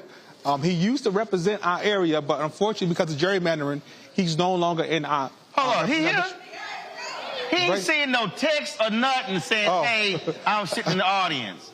You know you're going to be sitting your ass up here when he get done. I'm just letting you know. Don't be trying to sneak in here. He ain't... I mean, didn't even say, hey, I'm here. Right. Okay, yeah, we know you're here now. Go ahead. Yeah, so we've been doing a lot of work with partners across the state. I'm concerned primarily with the eastern region, and that's a really big region. But folks from Martin County to Pasquotank County, to Pitt County, Washington County, Terrell County, we've been all over these counties doing work. When you say it's big, how many people are we talking about? How many black voters, but how many total voters are we talking about? Probably about, I would say at least about 800,000 at least. 800,000? I could be wrong. The congressman is here, so he could... Well, first of all, one congressional district is 700,000. Okay, yeah. Okay, so, but the reason I'm asking that, because the point is, when you look at numbers, again, I keep going back to, this is a margins election. Biden-Harris wins, Georgia by less than 12,000, Arizona by 10,000. And even you look at 2016, Trump won Wisconsin, Pennsylvania, and Michigan by only 77,000 votes. That's really low. That's actually, that's combined. Yeah. 3 states, 77,000 votes. And North Carolina was a state that he won by his lowest margin of victory. Yep. So I lost here in 2020 by 2.5 points. Right. And so we have, I think we can beat Georgia here in North Carolina as well. We actually have the numbers to potentially turn out. We have to just turn out. And that's why the work our partners do on the ground is so important. So what's the weakness in North Carolina? Is it, and I'm not picking on anybody, but is it not targeting rural North Carolina? Is that where, in terms of where your issues are? We don't have Atlanta, but we have Atlantas in the state. We have Charlotte, we have Raleigh, we have Chapel Hill, Greenville, arguably. So we don't have that one hub, essentially, yet. Not yet. It's coming, though. Every day, people are moving here to the state. In fact, right here, I'm sure, too. Or is the problem here, this is the sense that I've gotten in the conversations that I've had with so many different people, that the problem is when folk come into this state, whether you're talking about presidential candidates, whether you're talking about the DNC, whether you're talking about even grassroots groups, they split the state in half. And most of the time, money, resources go into Western, because they're looking at numbers. But the thing that I keep saying, because I'm born and raised in Texas, and it's the same way. You got 254 counties in Texas. You cannot win if you only focus on your large blue counties. Right. The reason Republicans win in Texas is because they run up huge margins in those smaller counties all across the state. And so it seems as if the problem here is that there's so much energy focused on Western North Carolina, and you don't have much attention on Eastern North Carolina. Well, I can't speak for, like, the parties, but I can speak for Black Voters Matter. And I can say that investment has been made. I'm sure one of these students here, a lot of students have a Black Voters Matter hoodie, a T-shirt. Raise your hand if you have a hoodie, a T-shirt. So we've been here on the ground these last 4 years. So I know we've been here in these very rural parts in Windsor, North Carolina. In fact, we had one of our last bus tours, we went to a place called Lewiston, Woodsville. And that population is only about 200-something people, but we went there purposely because folks work at Purdue, right? And so we know that many people may not live in the actual area, but people from Purdue will be coming by the bus. And so we actually try to really go deep into those counties in the parts nobody wants to go to. Are y'all also pulling precinct data? What I mean by that is I have conversations with people all the time. I was in Cincinnati a few weeks ago, and there's a brother, he's in Alpha, and he was talking about their get out to vote stuff, and he was describing what they're doing, and I literally said, that shit ain't gonna work. Oh. And he was like, damn, bro. I said, no, seriously. I said, he was talking about, well, we're going to games signing people up. Sure. I said, why are you not going to the Board of Elections and targeting the 15, 20 largest black precincts? Then pulling that data and then looking at the 2022 midterms, the 2020 presidential election, and see how many people are registered in that precinct and how many actually voted. I said, so if you see 700 people registered in that precinct, but only 150 voted, I said, that's who you should be targeting. I said, you're going to places where people likely already registered. I said, as opposed to doing target, because when you have finite people and finite resources, you must be far more concentrated. Sure. And he said, it never occurred. He said, we didn't realize that data is public. I was like, it is. Right. And I think that for me, for a lot of folks out there, they're spending time with these get out the vote efforts, but it's not targeted and concentrated. Sure. Well, we have a data department, so we do our best to be as data driven as possible. I can't say we get it perfectly right each time, but we certainly do our best. I know, for example, in Pitt County, where I'm from, we are specifically targeting areas where we know voter participation has been low, right? And so that's what we're on the ground right now doing that work. Tomorrow, for example, on our first day of early voting, so make sure you come out in North Carolina, we will be going out to areas where we know turnout has been historically low, but also people have moved too, Roland.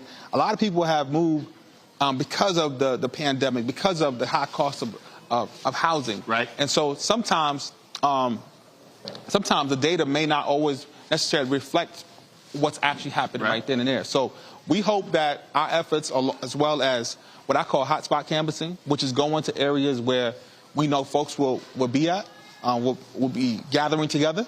We hope those efforts will help with getting the turnout. All right, then. Well, look, keep up the good work, and I'll tell Cliff and Latasha you handle your business. Thank you. All right. Appreciate that. Maybe they'll give you a raise. Man, I hope so. All right. I appreciate it. Thank you. Thanks so much. I'm going to go to a break. We come back. I'm going to talk to Congressman Don Davis. Yeah, you coming up here since you slid in here.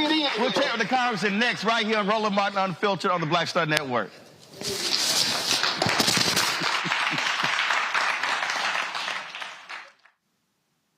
I get it. The cost of rent, groceries, and utilities is too high.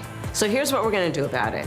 We will lower housing costs by building more homes and crack down on landlords who are charging too much. We will lower your food and grocery bills by going after price gougers who are keeping the cost of everyday goods too high. I'm Kamala Harris, and I approve this message because you work hard for your paycheck. You should get to keep more of it. As president, I'll make that my top priority. Bob and I both voted for Donald Trump. I voted for him twice. I won't vote for him again. January 6th was a wake-up call for me. Donald Trump divides people. We've already seen what he has to bring. He didn't do anything to help us. Kamala Harris, she cares about the American people. I think she's got the wherewithal to make a difference. I've never voted for a Democrat. Yes, we're both lifelong Republicans. The choice is very simple. I'm voting for Kamala. I am voting for Kamala Harris. IVF is a miracle for us because it allowed us to have our family. After having my daughter, I wanted more children, but my embryo transfer was canceled 8 days before the procedure. Donald Trump overturning Roe v. Wade stopped us from growing the family that we wanted.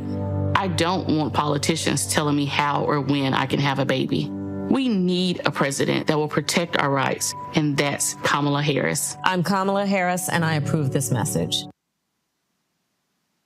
Of 100 Republicans who worked in national security for Presidents Reagan, both Bushes, and for President Trump, now endorsing Harris for president. She came up as a prosecutor, an attorney general, into the Senate.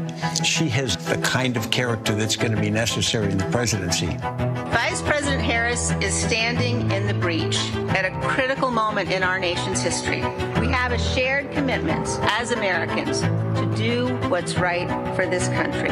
This year, I am proudly casting my vote for Vice President Kamala Harris. Former generals, secretaries of defense, secretaries of the Army, Navy, and Air Force, CIA directors, and National Security Council leaders under Democratic and Republican presidents, Republican members of Congress, and even former Trump administration officials agree there's only one candidate fit to lead our nation, and that's Kamala Harris. I'm Kamala Harris, and I approve this message. Wrongfully convicted. 5 teenagers were arrested, tried, convicted, and sent to prison. No men were exonerated. What he did to us, he tried to end us. Of course I hate these people. So-called the Central Park 5. Calling for execution. And let's all hate these people. We cannot have this man go into office again. I want society to hate him. We were innocent kids. The confessions were coerced. Today, we are exonerated. That guy says he still stands by the original guilty verdict. This is about democracy being on the ballot. I have absolutely no compassion. Look at Kamala. She represents the kaleidoscope of the human family. There's something different happening in America. We will get the opportunity to build a future where we will be able to thrive and not just survive.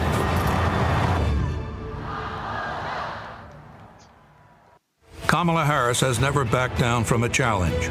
She put cartel members and drug traffickers behind bars, and she will secure our border.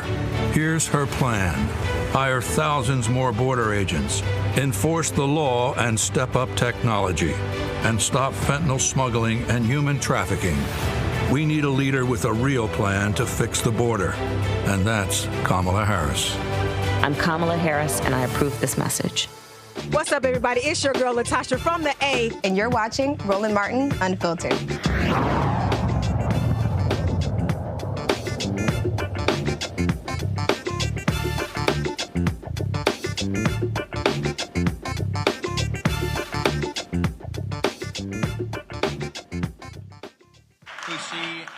Got it. All right, folks, welcome back to Roland Martin Unfiltered on the Black Star Network. We're here at Elizabeth City State University. Glad to be here. Of course, North Carolina early voting begins tomorrow in this state. This is a critical state. Recent polling data came out just today showing Vice President Kamala Harris up 2 points here in North Carolina. They are doing lots of work in this particular state. She was here at East Carolina University on Sunday in Greenville. I was there while I interviewed her. And this is a state that they see that they can actually win. Joining us right now, one of 3 African-American members of Congress from North Carolina, Congressman Don Davis. Glad to have you here. So let's talk about what I was talking earlier with the brother from Black Voters Matter and some other places. I mean, again, when you look at this state, you got the Black Belt North Carolina, Eastern North Carolina, but so much attention is always focused on the West. The reality is, there's a lot of black votes in the eastern part of this state. Roland, let me say first, you look great in the Elizabeth City T-shirt there. Well, here's the deal. I have a standard rule. I only wear HBCU gear on my show, places where I've been to. All right. So if I'm correct now, this is the 59th HBCU out of the 107 I've actually been to. So this is the 59th. So well, you look great. The rest of them, if they ain't invited me, I don't wear them. And Elizabeth City, Elizabeth City State University is in North Carolina's 1st congressional district, and I'm proud. Viking pride. But let me, before I get into your question, I want to share something because we're talking about voting, engagement, empowerment. I remember at the North Carolina General Assembly, and you came. Mm-hmm. When there was a bill being rolled out in the appropriations, and there was language about closing the university. Yep. And if you remember, within about a 24-hour window, about 10,000 signatures came into us. Mm-hmm. Now, you're talking about empowerment, when people care about something and they engage. Well, guess what? We are here today because the people engaged, and I still remember to this day. Oh yeah, no, I remember. You were getting the word out then, and the people spoke loudly, and it gave us all the ammunition as I was in the state Senate to go in and make the tough arguments. And as a result, we're here today. I want to give a big shout out to the mayor, my friend Kirk, and to Dr. Edmonds, who's leading us right now. But to your point, when we look at North Carolina, here's the deal. Oh, that's the band. Oh, that's the band. No. I know the audio problem. I was like, Anthony, what the hell going on? That's the band. The band's heading home. They're jamming out. Okay, so when you look at North Carolina, here's the deal. Candidates running statewide, they want to win Wake County, go to Durham, Orange, heading over to Guilford, Winston, over in Forsyth, down to Mecklenburg. You have Buncombe sitting out in the far west. But you cannot win this state without Eastern North Carolina. If you look at the history, even of our gubernatorial elections, many of the governors, Democratic governors in particular, have come from Eastern North Carolina. The challenge with Eastern North Carolina is Eastern North Carolina is so rural. And the answer to the question is about 748,000 or so in the congressional district. You're talking over 304,000 African Americans, about the BVAP, the black voting age population, 39%. Mm-hmm. That's in the new sliced up map, because G.K. Butterfield, who I replaced, right. some say, you're in the Butterfield seat. And I say, do you realize this? He's been retired for about 1.5 years, and this is the 4th different map that we've been on. Wow. 4th. So North Carolina has not been a stranger to redrawing maps and going to court. Matter of fact, the court date's been set for next year of 2025 on this exact boundary again. But see, this is why I keep explaining to people when we say why voting matters, because there was a point a few years ago where Democrats could have had a 6-1 majority on the Supreme Court. And then you had an election. Sherry Beasley loses by 401 votes. Then it was 4-3. Then the next election, and right now it's 5-2. You had Republicans trying to target Justice Anita Earls because she gave an interview talking about diversity. And so when we're talking about the court, we saw what happened in Wisconsin. When the Democratic won there and flipped it 4-3, that's how they targeted political gerrymandering, brought ballot drop boxes back. And so when you use your voting power and then you control the Supreme Court, now when laws are passed, they could shut them down, or they can actually they can ratify them as well. So all these elections matter. That's right. I'm going to use an analogy of sports, because we're in football season and so forth right now. The judges are like the referees. I mean, they're making the calls, the interpretations. So that's so essential. And when we look at democracy overall, and when we go to the polls to cast our votes matter. And often, unfortunately, sometimes we don't pay attention to the judges. And that's why it is so important for us to pay attention to judges at every single level. And I want to be clear, I've been supportive and I've shared my support. I was glad to see our vice president in Eastern North Carolina, East Carolina University. But we're going to take that vice off of vice president and make her president. And back to the point, there could be a couple of appointments sitting behind this. So I'm going to say this. It's good to see you here, but I really have been on a mission. And I think all of us, the eyes across the country, all kind of eyes are looking at what's going to happen in North Carolina. And when you really then peel back the onion, a lot's going to depend on what happens in Eastern North Carolina. So which is why, so I'm going to throw this here. I was there Sunday, and I really do believe that, and I haven't seen it at one of these campuses. And I know homecoming with a lot of the schools. But I believe between now and November 5th, the vice president's campaign needs to do one of those rallies on an HBCU campus. It needs to be either this campus or Fayetteville State. And so you going to push them to do that? We're going to keep pushing. Okay. I've been, you heard the music, the band leaving. We've been beating the drum on this. Okay. And they responded. They came to Eastern North Carolina, to East Carolina University. But I hear loud and clear, HBCU. Oh, absolutely. Last question. And of course, all these political people, I hate a lot of political talk in D.C., But Republicans, I'm gonna throw you a curve here. So Republicans are floating in D.C. that if they control the House, you're gonna flip to their side. They literally are circulating that in D.C. Well, this is the first I've heard of that, but I want to be very clear that I'm a registered Democrat. I've been a part of this party, and we're working hard every single day for the people of Eastern North Carolina. And I really try to follow and listen to my constituents. This district, as I've shared before, I mean, it's changed. And it continues to get sliced up and sliced up. But what that means to me is I still need to listen to constituents and figure out what's important to them. So often in Eastern North Carolina, if you're east side 95, northeast, you feel left out often of the process. Got it. And for me, it's been so important to be a strong voice, to tell the stories. But, you know, I will be very clear and plain spoken. And that is, I am about fighting for constituents.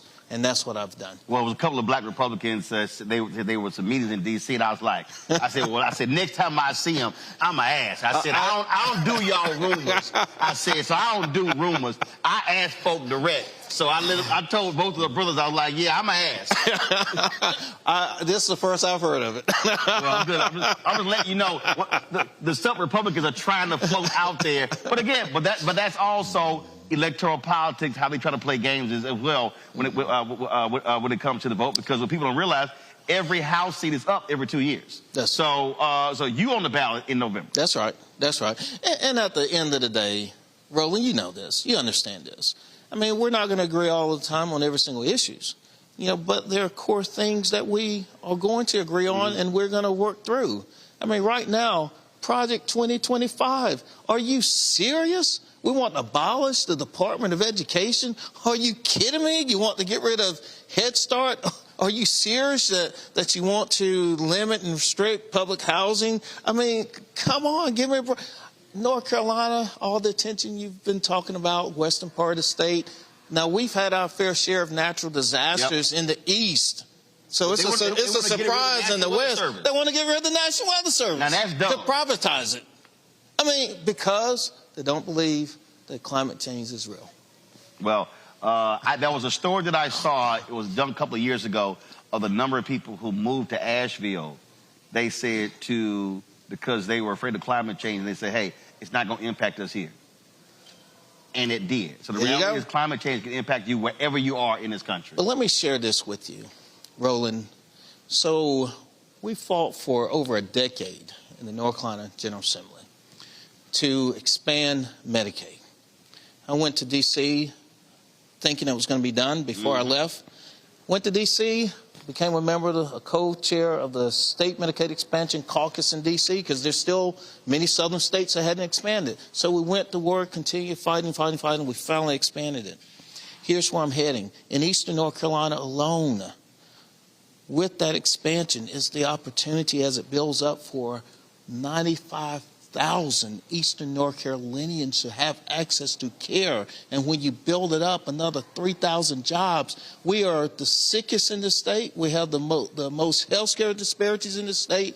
We have the greatest educational needs in the state, the gap that exists, and our economy is sluggish. When daggone it, North Carolina catches a cold, Eastern North Carolina is in ICU. Well, and here's where I'm heading with Project 2025. You're talking about getting rid of the Affordable Care Act. You're talking about the state of North Carolina being in ICU, and if that's the case, we don't have a chance. Well, I tell them, you can't tell me you pro-life if you don't want folks to have health care. That's all I'm saying. Congressman, we appreciate it. All right. Thanks so much. All right, then. Try to sneak in there, but I got you in there. I want to go to Camille Winbush. Hold up. You still hooked up there, so take the microphone off there. Camille Winbush is National Director of the Campaigns and Field Programs, Laws Committee for Civil Rights under Law. Camille, glad to have you here. I still got my panel here is Camille. Camille, explain to folks about 1-866 Our Vote. Early voting starts here tomorrow. It's already starting in Georgia. It's already been happening in Virginia. And you're seeing the efforts to stop folks from voting. That's what y'all are focused on, right? Absolutely. So 866-OUR-VOTE is the election protection hotline, and we are available year-round to support voters who may have questions or problems voting. We operate with trained legal volunteers who are able to assist voters whenever they have issues. We've got convenient ways for folks to reach us, where they can call us, they can text us, they can reach out to the web chat, they can find us on FaceTime, Facebook Messenger, as well as on WhatsApp. And so that's a really great way for folks to reach out if they have issues with, maybe they don't know where their absentee ballot is. Maybe they don't know where their early voting location is. Maybe they have an issue with their voter registration. Maybe they show up at the polls and they felt that the poll worker treated them inappropriately.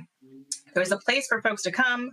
We're able to walk them through their issue, listen to them, report it into our database where we're tracking all of these issues. And then we have this really robust team of state and national partners, over 300 of them, a part of our Election Protection Coalition, who are there on the ground to solve those problems. We call election officials, we can write letters, we can get witness statements, take photos, gather evidence, and if necessary, go into court and actually help those voters.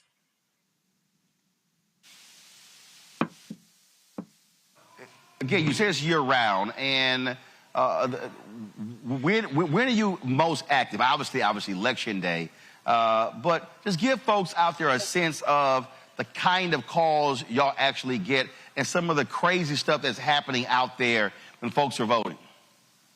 Yeah, so we, of course, are scaling up. This is our prime time. We found in 2020, a lot of voters had actually shifted. We used to get all of the calls, the bulk of the calls happening on Election Day, but now with the increase in popularity of early voting, we get a ton of calls in October. We had over 250,000 calls last in 2020, our last presidential election. And we see a whole range of issues. One of the examples that I like to show about the hotline is how they can be effective. Back in 2020, there was this massive robocall scheme where two white supremacists wanted to stop Black folks from voting. And they targeted Black folks in Cleveland, they targeted them in Philadelphia and Detroit, and they sent this massive robocall out and said, hey, did you know that early voting, you're good on the rolls? That means that they're going to find you, they're going to find out your old warrants, they're going to be able to track you down and make you submit to mandatory vaccines. They can make you pay vaccines, fines. And so this was a very clear scheme to suppress the vote in Black communities and, swing states. And so because we had the information from the robocall, the information come into the hotline, we're able to sort of step in and go to court and get a great award on behalf of the voters so that they wouldn't be turned away from the polls.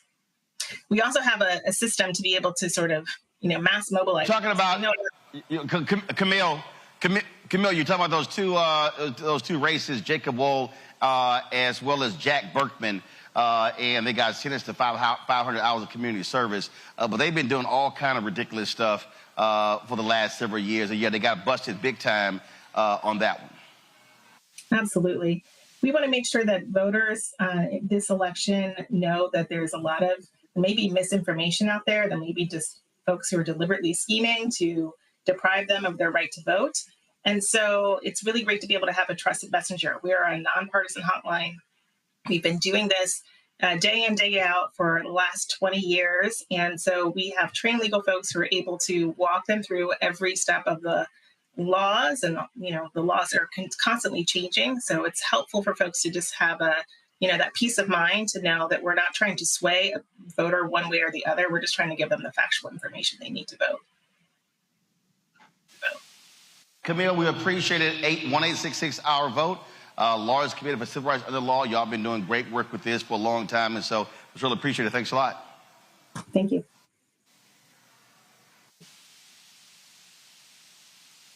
Rebecca, with early voting starting in this state tomorrow again, I can't say it enough that this state, and I'll be very clear, this state could very well put Vice President Kamala Harris over the top. She wins North Carolina. That changes the game when having to win one of that so-called blue wall of Michigan, Wisconsin, and Pennsylvania when it comes to electoral college votes. Since you're in North Carolina tonight, I need to shout out North Carolina Black Alliance because all the incredible work they're doing across the state, especially with their Raising the Bar program, which is doing extensive work with HBCU students on all of the institutions across the state, making sure that HBCUs are working in concert as they're increasing their civic education and civic engagement on campus. One thing to note is that some of our students with North Carolina Black Alliance was able to secure an early voting location, a polling site on their campus at North Carolina A&T.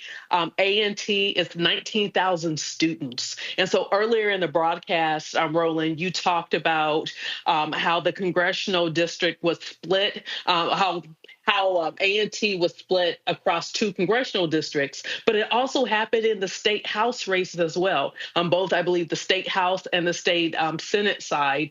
North Carolina A&T was split into multiple parts. So I say all this is that North Carolina has a real opportunity to actually get out, show up, and vote. And it's so important that people do this, especially when we know that the scheme in North Carolina, the state legislature was very clear. They were caught on audio, they were caught on tape when they said that they were surgically trying to remove as many Black voters off of the rolls to split up and dilute Black political power by breaking up communities as redistricting was occurring in North Carolina. And to the congressman's point, he's still going to be impacted by this constant redrawing of political districts in North Carolina. So I say all this. I try to tell voters, especially those who are skeptical, I'm not going to tell you to vote because people bled and died literally for your right to vote.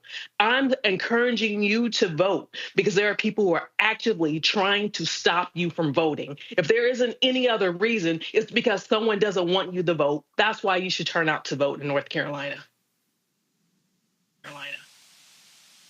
Elections are about math. I said earlier, elections are about math. And here's the math, again, to understand this election here. When I look at the numbers, Wisconsin, 10 electoral college votes. Michigan, 15 electoral college votes. Pennsylvania, 19 electoral college votes. North Carolina, 16. And so we talk about what's happening with Muslim vote in Michigan. The reality is this here. If Vice President Harris loses Michigan and wins North Carolina, there still is a pathway to victory. And so that's why this is important. There are more electoral college votes here in North Carolina than in Michigan and Wisconsin.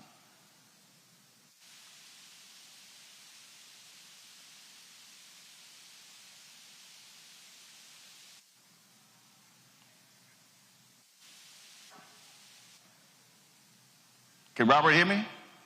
Yeah, I hear you now. Sorry, I hear you now, Roland. Look, you're absolutely correct. I think this also shows the shift in voting demographics away from the Rust Belt, away from those traditionally Democratic base from the Kennedys and the 60s, etc., to the Sun Belt, where we're seeing, because of this mass migration, kind of the reverse of the Great Migration, people moving from the north to Atlanta, to Nashville, to Charlotte, to Asheville, all across the South. We're seeing a shift in the way that these races are run. And if we have a presidential election where Kamala Harris is able to win North Carolina, able to win Georgia, able to win Nevada, able to win Arizona, then that says to the party going forward that we have to cater to the needs of those areas. So when we talk about what has to happen educationally throughout the South and transportation-wise throughout the South, it means we have to start delivering these states for progressive candidates who actually believe in the values of those areas and actually believe in investing in such a way that will help us be able to develop and catch of many other parts of the country. Look, the squeaky wheel is going to get the grease, and the way that we squeak the loudest is by making sure we turn out and vote. Jade, we've said this over and over and over again. We said it over and over again, that if Democrats are paying attention, you cannot simply focus on the large cities.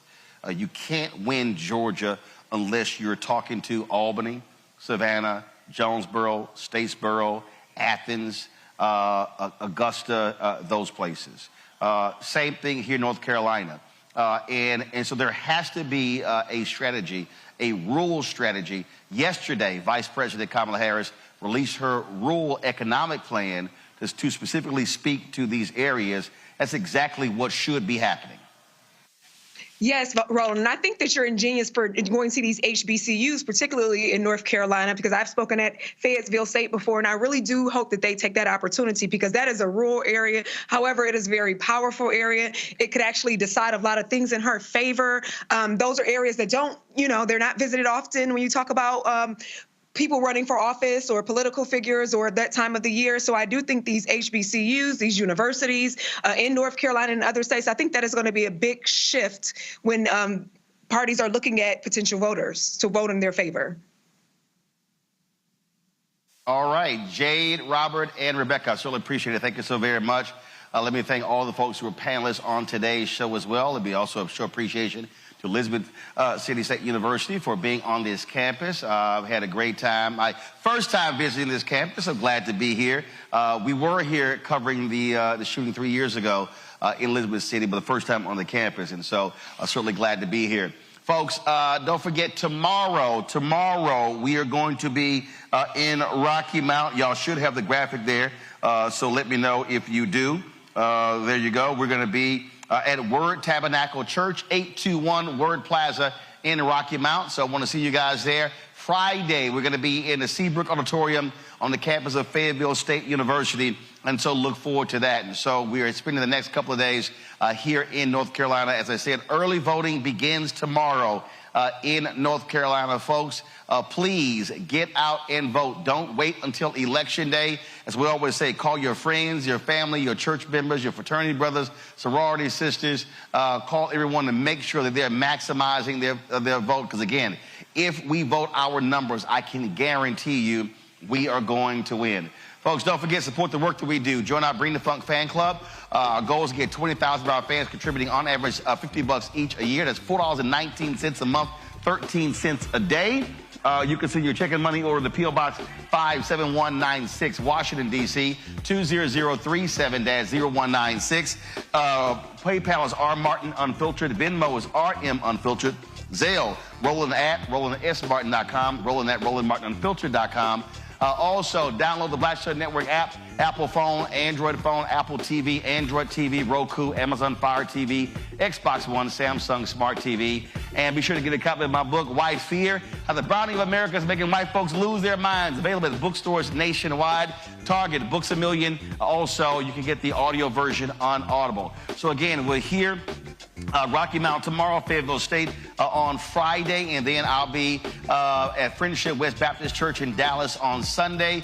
Early voting starts in Texas on Monday, and so I'll be there with Reverend Frederick Douglass Haynes III. We'll be broadcasting live from Dallas on Monday as well. Folks, that's it. Y'all know how we end the show. I'll see y'all tomorrow. Holla!